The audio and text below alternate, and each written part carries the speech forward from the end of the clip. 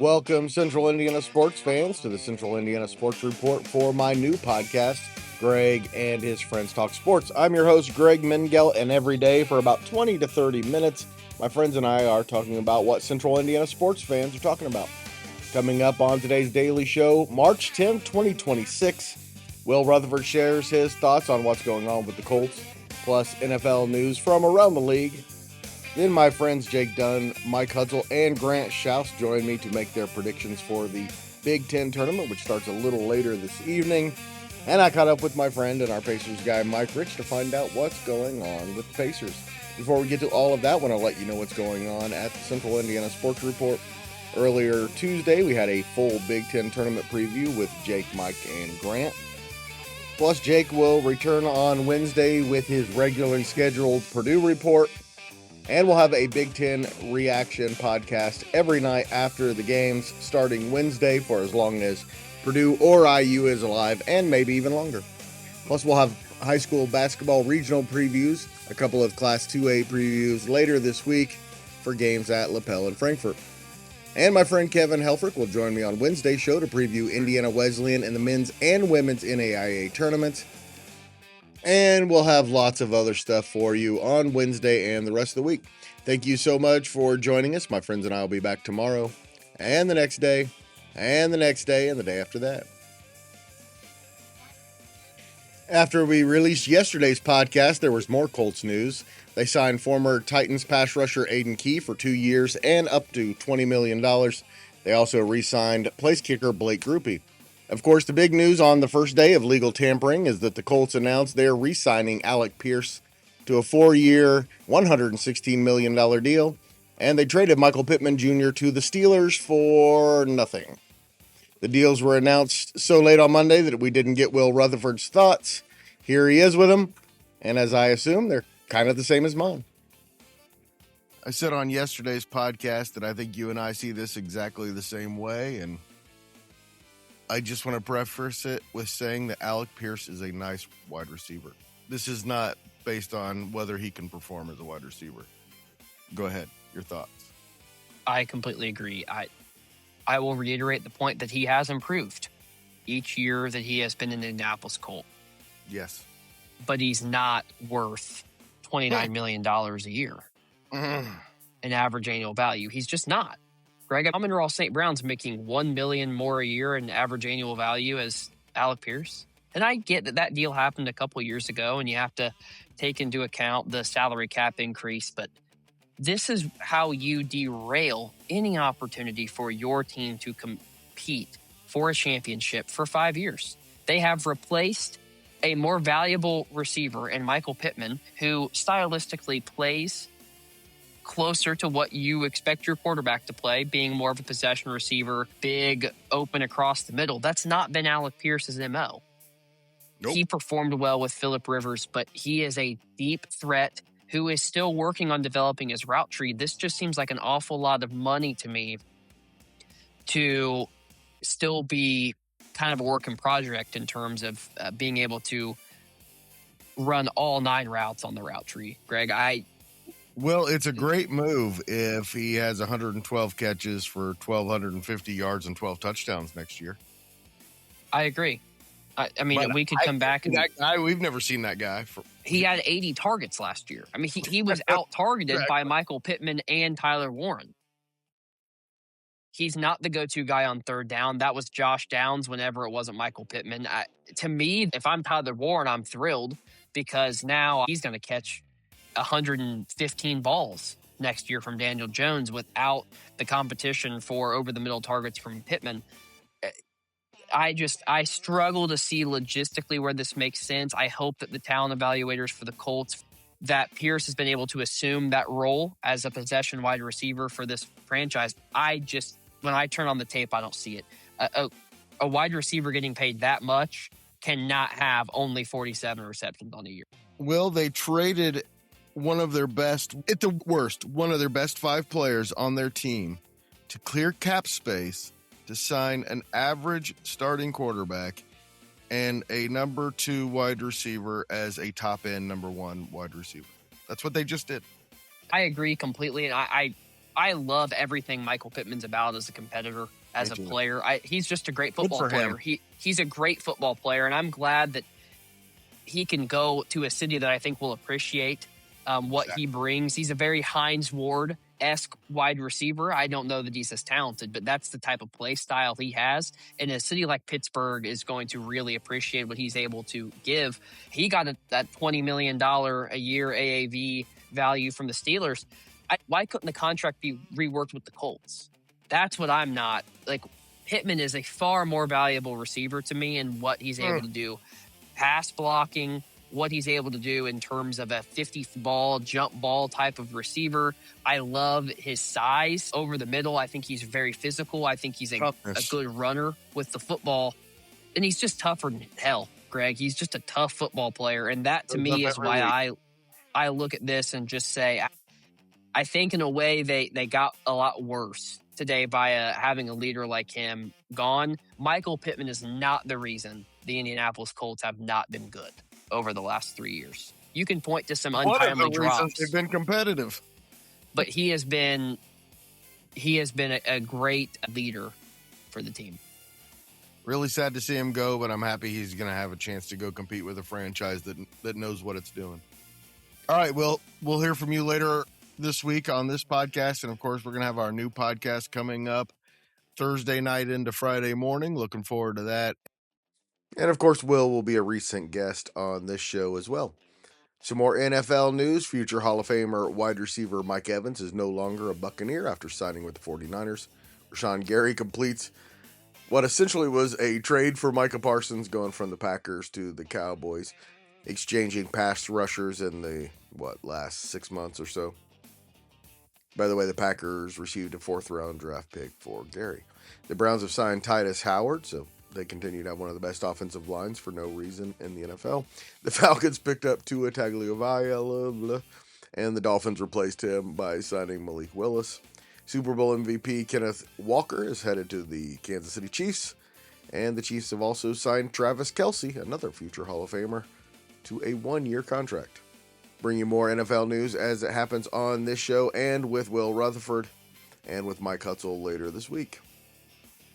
In the World Baseball Classic, the U.S. is 3-0 after beating Mexico 5-3 Monday behind home runs from Aaron Judge and Roman Anthony. And the U.S. faces fellow unbeaten Italy on Tuesday at 9 for the Pool B lead. That game can be seen on FS1.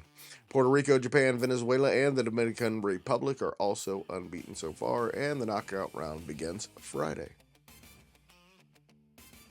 And here's what's coming up on Tuesday, March 10th, 2026. Of course, the Big Ten tournament gets underway with Maryland and Oregon at 5, so in about an hour. Then Penn State and Northwestern at the United Center in Chicago. The Penn State-Northwestern winner plays IU at 6:30 Wednesday, and the winner of that one plays number 18 Purdue at 6:30 Thursday.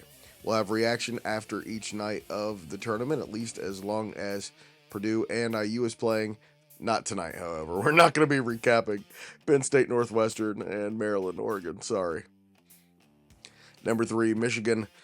Number 3, Michigan. Number 8, Michigan State. Number 9, Illinois. And number 11, Nebraska receive the double byes and will not play until Friday. On Tuesday morning, we released our Big Ten tournament preview with our Purdue guy, Jake Dunn, and our IU guys, Mike Hutsell and Grant Shouse. Please go listen to the entire podcast, but here is our predictions for who's going to win the Big Ten tournament. All right, predictions starting with Hutsell.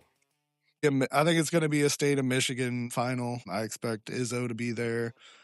We haven't talked about them very much, if at all, in this podcast, but I think you're looking at a chance to be a really, really...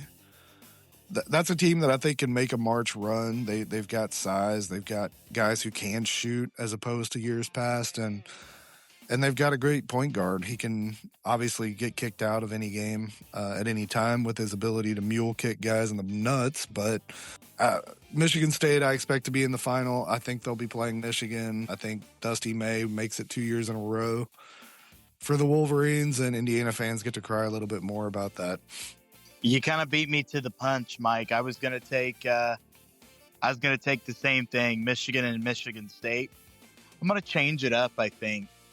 I'm going to go out on a limb, and I'm going to take Michigan to get beat. It seems like the team that usually makes a run in the tournament doesn't get to their conference championship game or loses in the conference championship or gets upset before then.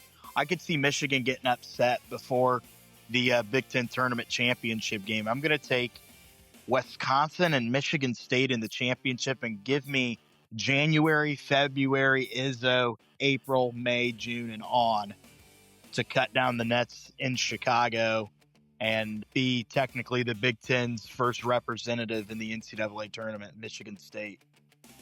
Jake, I was going to let you go next, but I'm just going to jump right on there. I had the exact same idea, except for I'm going to say it's going to be Illinois that beats Michigan.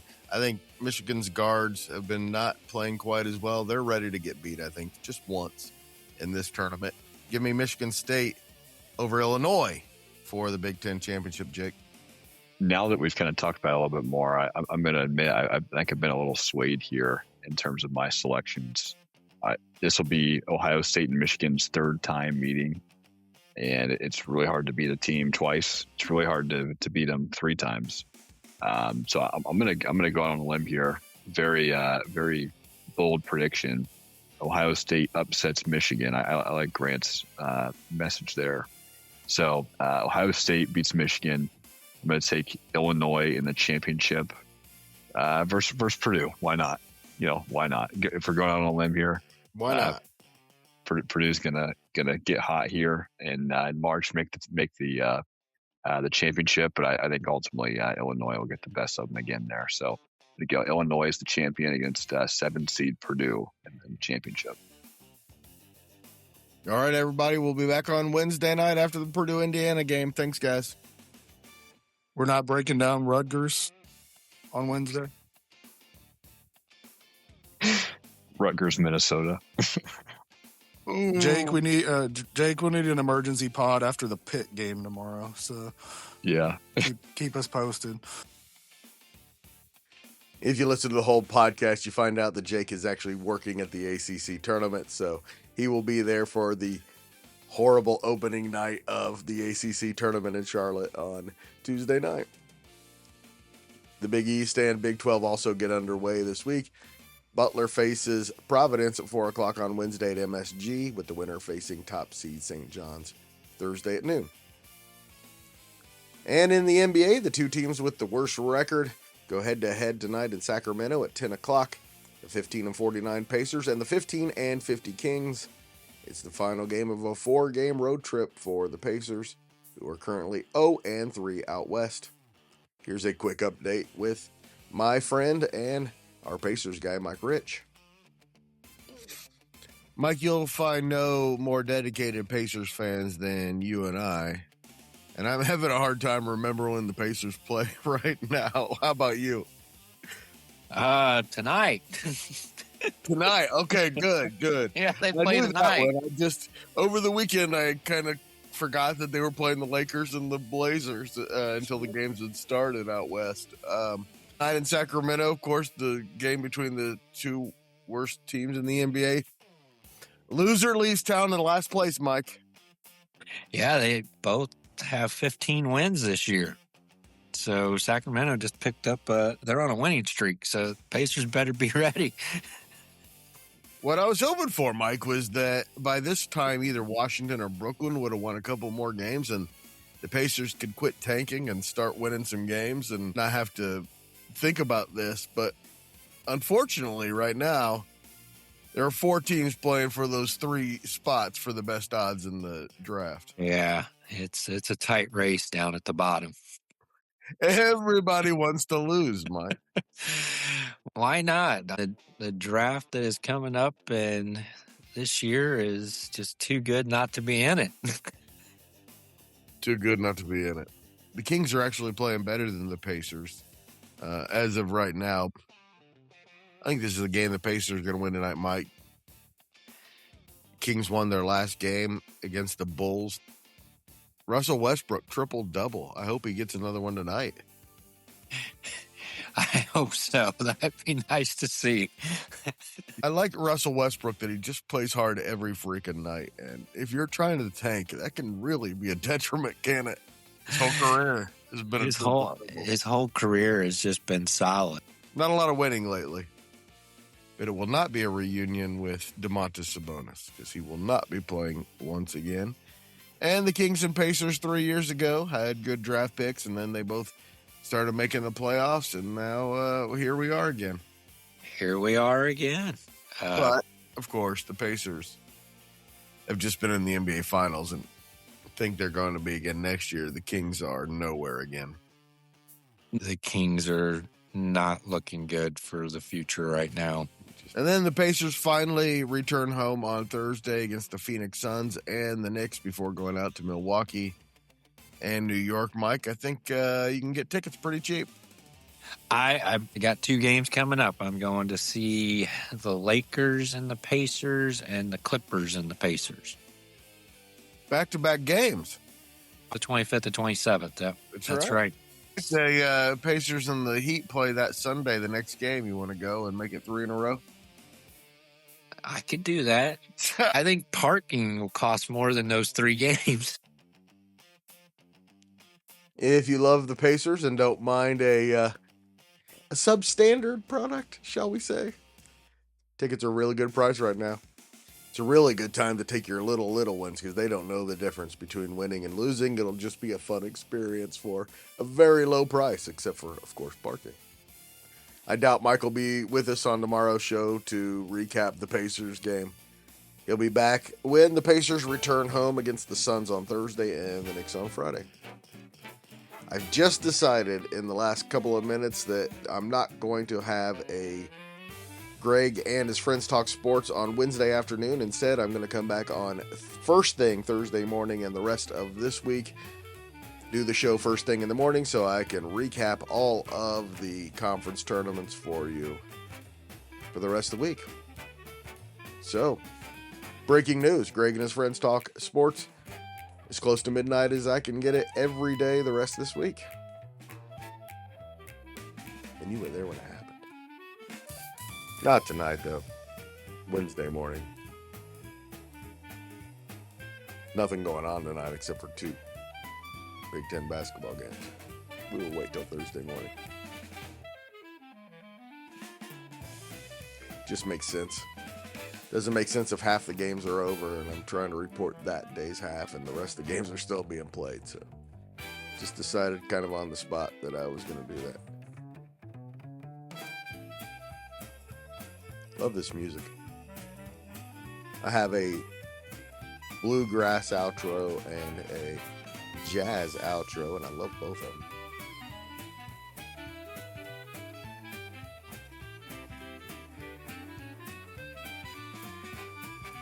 I mean, if this music doesn't make you happy, I don't know what will. Have a great day, Central Indiana. The Central Indiana Sports Report is a product of ITG Media. And I love Susie.